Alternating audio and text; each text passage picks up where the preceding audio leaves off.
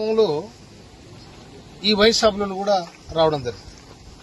ఇప్పుడు తెలుసు నాకు, ఎందుకంటే నా పక్కన నా ఇంట్లో వీడియో తీశారు కాబట్టి.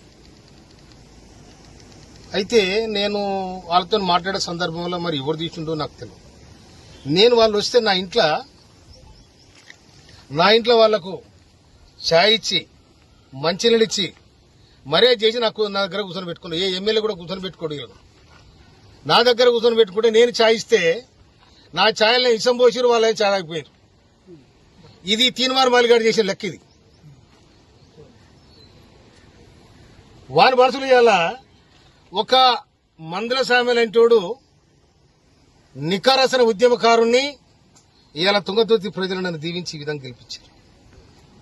నన్ను డ్యామేజ్ చేయడానికి, నా మీద బ్లాక్ మెయిల్ చేసి నాతో డబ్బు తీసుకోవడానికి టీఆర్ఎస్ తో కుమ్మక్కై నేను లిక్కర్ దందా చేసినా, లేదు మూల దందా చేసినా, ఏం దందా చేస్తా? నేను నా దందంతా ప్రజలతోనే, నా జీవితం ప్రజలతోనే బతికినాను నేను. అందుకోసమని నాతాడు డబ్బు లేని నాడు జనము మొన్న ఎన్నికలలో నాకు సందాలు ఇచ్చి గెలిపించుకున్న ప్రజలు. అటువంటి చిల్లర దందాలు నేను చేయను.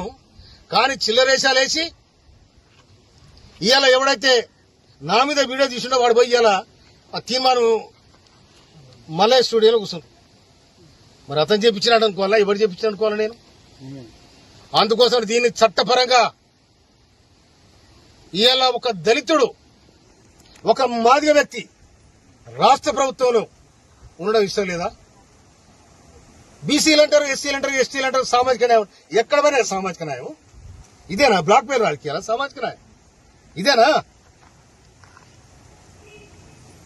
ఇది కాదు కదా సమాజం. ఏమనుకోవాలి? దమ్ముంటే తుంగతుర్తి గడ్డ మీదకి రా, తుంగతుర్తి గడ్డ మీదకి వచ్చి ఇవాళ నేను చేసింది నాకు చెప్పాలి. లేకపోతే దీని చట్టపరంగా నేను తప్పకుండా నేను చర్య తీసుకోవడానికి ప్రభుత్వాన్ని విజ్ఞప్తి చేస్తాను. నా ఇంట్లో తిని నా ఇంట్లో ఇష్టం కలిగిపోతే ఇంతకంటే ద్రోహం ఏముంటది?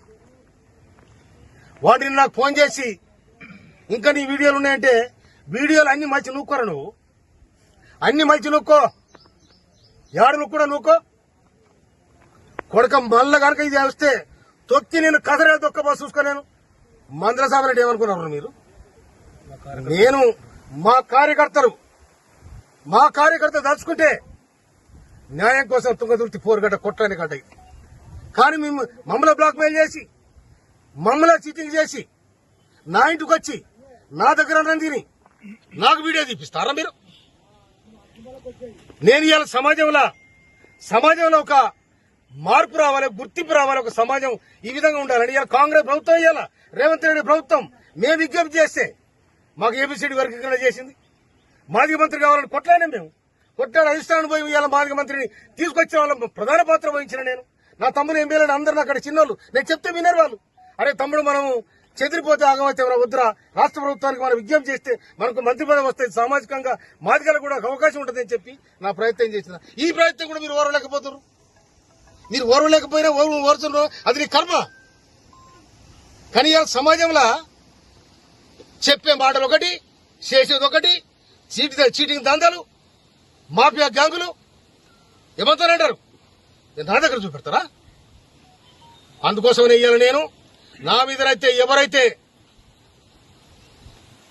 అకారణంగా నా ఇంటికి వచ్చి నా ఇంట్లో అన్నం తిని నా ఇంట్లో నా అన్నంలో ఇష్టం కలిపోయిన ఎవడైతే వారి మీద తప్పకుండా చర్య తీసుకోమని రాష్ట్ర ప్రభుత్వానికి, పోలీసు యంత్రాంగాన్ని కూడా చెప్తున్నా నేను. నిజంగానే నాకు ఎవరు డబ్బులు ఇచ్చే చెప్పాను, ఎవరు డబ్బులు ఇచ్చాడు చెప్పాను.